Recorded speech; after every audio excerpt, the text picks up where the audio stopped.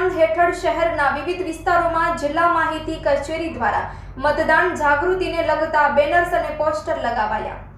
લોકસભા સામાન્ય ચૂંટણી 2024 અન્વયે બોટાદ જિલ્લામાં મતદાન જાગૃતિને લગતા વિવિધ કાર્યક્રમો યોજવામાં આવી રહ્યા છે। ત્યારે બોટાદ જિલ્લાના મીડિયા અને સોશિયલ મીડિયા નોડલ વ સહાયક માહિતી નિયામકના માર્ગદર્શન અન્વયે બોટાદ જિલ્લા માહિતી કચેરી દ્વારા શહેરના અનેકવિધ વિસ્તારોમાં મતદાન જાગૃતિને લગતા પોસ્ટર્સ અને બેનર્સ લગાવવાનું કાર્ય કરવામાં આવ્યું હતું।